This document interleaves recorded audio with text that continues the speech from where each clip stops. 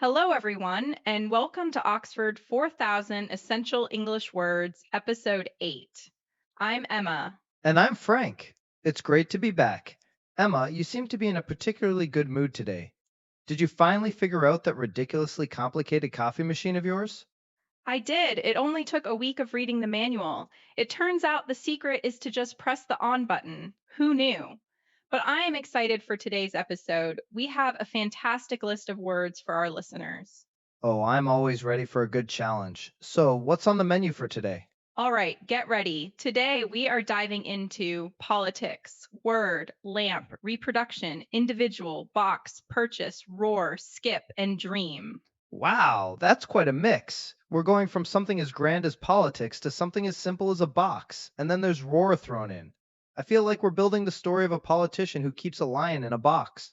I wouldn't recommend that, but it's a perfect example of how these words can spark the imagination. Before we get into our deep dive, we want to give a huge thank you to everyone tuning in. Absolutely. If you're enjoying our show, please take a moment to save this episode, give us a like, and subscribe to our channel. Don't forget to share it with your friends and hit that notification bell so you never miss out on creating more polished episodes with us. Let's start with our first word, politics. Politics is the set of activities associated with making decisions in groups or other forms of power relations between individuals, such as the distribution of resources or status. In Chinese, we'd simply say 政治. Politics. That's a heavy one to start with. So when people talk about the government or elections, that's all politics, right? Exactly. It can refer to the practice of government, but also to the power dynamics within any group. For instance, you can even have office politics, which describes the power struggles among colleagues in a workplace. It doesn't always have to be about nations and leaders. I see. So I could say, I'm not interested in politics, I just want to do my job. That's a perfect way to use it. Or another example, the upcoming election has made politics a common topic of conversation. It's a noun, but you can also use its adjective form, political. For instance, she has strong political opinions. Got it. It's about power and decision making. Let's move from the complex world of politics to something more fundamental. An excellent transition, Frank. Our next vocabulary item is word. A word is a single distinct meaningful element of speech or writing, used with others to form a sentence. The core meaning in Chinese would be 单词 or 话. A word. We're using hundreds of them right now. This one seems simple, but I bet it has some interesting uses. Like when you say, can I have a word with you? Precisely. In that case, a word means a short conversation. It doesn't literally mean one single word. You could also give your word, which is a very serious promise. So if I give you my word that I'll finish my tasks, it means I'm making a firm commitment. Exactly. Here's another sentence. He wrote down every word the professor said. Here, it just means the individual units of language. But if someone says, my word is my bond, they are emphasizing their trustworthiness. It's amazing how a simple word can carry so much weight. Okay, what's next on our list? I hope it's something I can see. Your wish is granted. Our next word is lamp. A lamp is a device for giving light, either one that is electric or one that burns gas or oil. In Chinese, it's deng. A lamp. Finally, something straightforward. I turned on the lamp to read my book. Is there more to it? For the most part, it's that simple. You have a desk lamp, a floor lamp, a street lamp. However, it can also be used more figuratively. For example, in older literature, you might see a phrase like the lamp of knowledge, where lamp symbolizes guidance or enlightenment. So it's not just a physical object, but also a symbol for light in a darker, more abstract sense, like his kindness was a lamp in a time of darkness. That's a beautiful, poetic way to use it. You're getting the hang of this. A more common everyday sentence would be, this lamp isn't bright enough for my study area. Simple enough. Let's keep moving. What's our fourth word? Our fourth word is reproduction. This word has a couple of main meanings. First, it's the process of producing babies, young animals, or new plants. The Chinese for this is 分殖 or 生育. Okay, so biology class stuff. The reproduction of sea turtles is a complex process. Correct. But it also means the making of a copy of something, like a painting or a piece of furniture. In this sense, the Chinese would be 复制品. Ah, so if I buy a poster of the Mona Lisa, it's not the original, it's a reproduction. I could say, the museum shop sells high quality reproductions of famous artworks. That's the perfect use for that meaning. Another example for the first meaning could be the course covers both plant and animal reproduction. And for the second, this chair is a reproduction of an 18th century design. Two very different meanings for one word, one for the birds and the bees, and one for the arts and crafts. Good to know. Let's move on to our fifth word, individual. As an adjective, it means single or separate, existing as just one member of a larger group. As a noun, it means a single person or thing, especially when compared with a group. The core Chinese meaning is 个别的 as an adjective or 个人 as a noun. So I can say, each individual leaf on the tree is unique. That's the adjective form, right? Yes, exactly. And as a noun, you might say, he is a very determined individual. Here you're talking about a person. It often emphasizes uniqueness or separateness. So it's a more formal way of saying person. Police are looking for a tall individual seen near the crime scene. Correct. It can sound a bit more detached or formal than person. Here's another example using it as an adjective. We provide individual training plans for all our clients. This means each plan is separate and tailored to one person. That makes sense. It highlights the one-on-one nature of the training. Okay, what's next? Next up is box. A box is a container with a flat base and sides, typically square or rectangular, and having a lid. The Chinese for this is simply 盒子. A box. I put all my old photos in a cardboard box. This feels as straightforward as lamp. Are there any hidden meanings I should be aware of? There are a few. A box can also be an enclosed area, like a penalty box in sports, or a witness box in a courtroom. There's also the verb form. To box something means to put it into a box. And of course, there's the sport, boxing. And the idiom think outside the box. That means to think creatively, not in the usual way. You're one step ahead of me. That's a very common and useful phrase.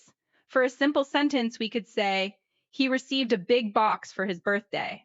Or, using the idiom, our team needs to think outside the box to solve this problem. Great. I feel like I have a good handle on that one. Let's keep going. We're on a roll. Let's talk about our seventh word, purchase.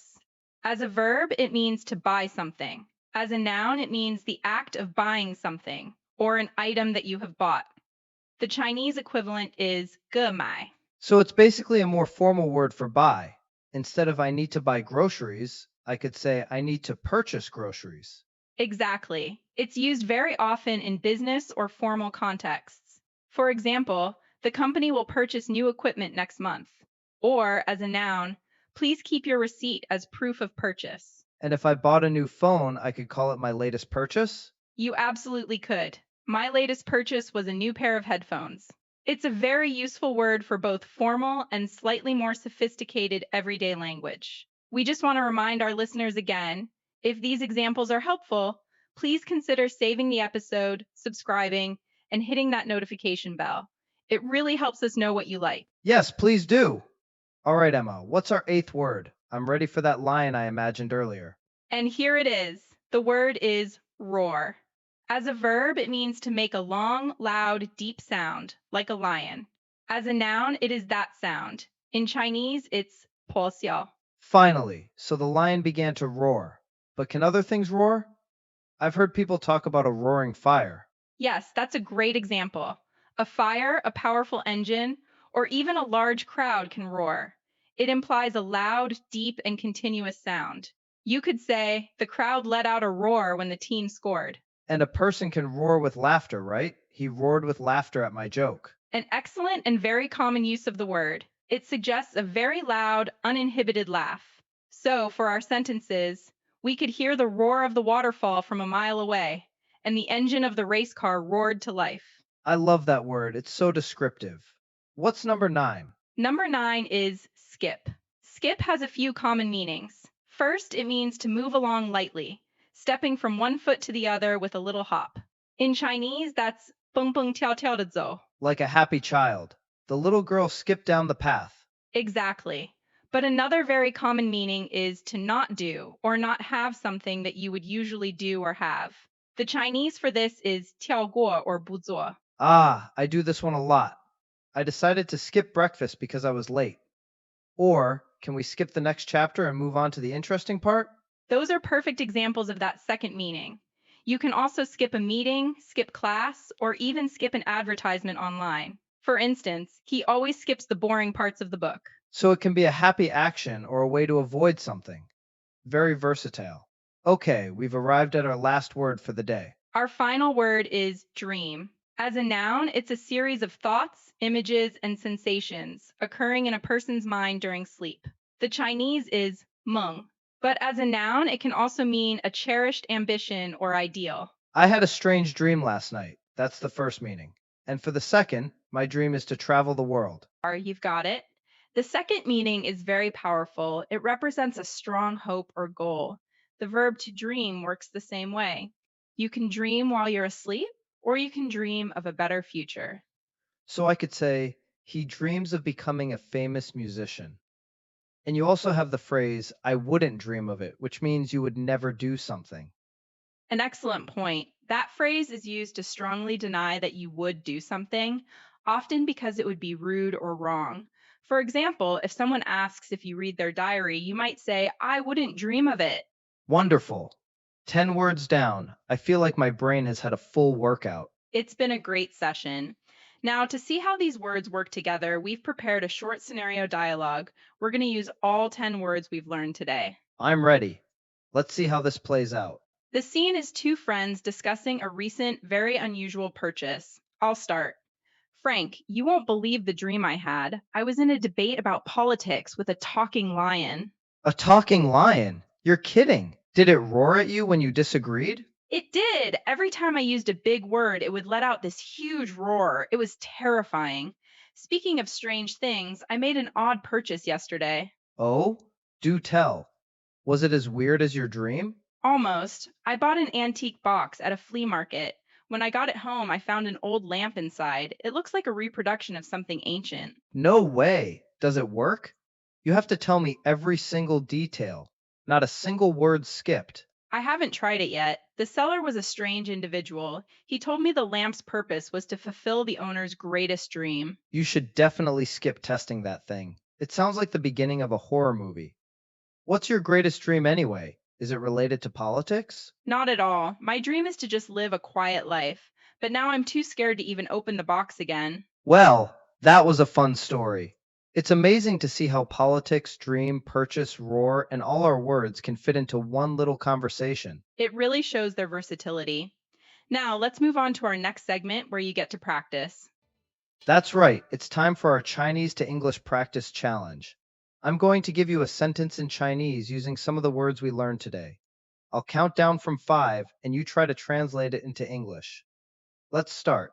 Here is the first sentence. 这位政治家向每个个体承诺，他们的梦想无论大小都不会被跳过. Okay, you've got 5 seconds. 5, 4, 3, 2, 1. Time's up. Frank, what are some possible answers? A great answer would be, the politician promised every individual that their dream, no matter how big or small, would not be skipped. You could also say, the statesman assured each individual that their dreams would not be overlooked. Using overlooked as a synonym for skipped works really well here. Excellent analysis. Ready for another one, listeners? Here it comes. This one uses purchase, box, and reproduction. The sentence is,我购买的那个盒子里装的是一件著名雕塑的廉价复制品，而不是真品. All right, let's start the clock. 5, 4, 3, 2, 1. And stop! What did you come up with? A good translation would be, the box I purchased contained a cheap reproduction of a famous sculpture, not the original. That's a fantastic answer. Another way to say it could be, inside the box from my purchase was a low-cost reproduction of a well-known sculpture, instead of the authentic piece. Using authentic piece is a great way to contrast with reproduction. I like that one. It adds a touch of sophistication. Let's do one final challenge. Last one. This one includes lamp, word, and roar. Here is the sentence. 在雷声的咆哮中，他点亮了灯，轻声说出了一个安慰的词. Your 5 seconds start now. 5, 4, 3, 2, 1. And that's time. A solid translation for that would be, amid the roar of the thunder, he lit the lamp and spoke a single word of comfort. I love that. So atmospheric. You could also translate it as the thunder roared, he turned on the lamp and whispered a comforting word, using whispered captures that softly spoken feeling perfectly. Fantastic job, everyone. That brings us to the end of our deep dive. What a journey it has been today. It really has. From politics to dreams, we've covered a lot of ground. And before we go, we have a little teaser for you for our next episode. That's right. Next time we'll be tackling profession, hand, jet, belief, run, bone, headmaster, utility, credit, and autumn. Ooh, Headmaster and Bone in the same list. I'm already imagining a story there. Don't forget to like, subscribe, and hit that notification bell so you can join us for that adventure. Your support truly helps us create more polished episodes for you. Thank you for joining us on Oxford 4000 Essential English Words. I'm Emma. And I'm Frank. Keep learning, stay curious, and we'll talk to you next time. Goodbye.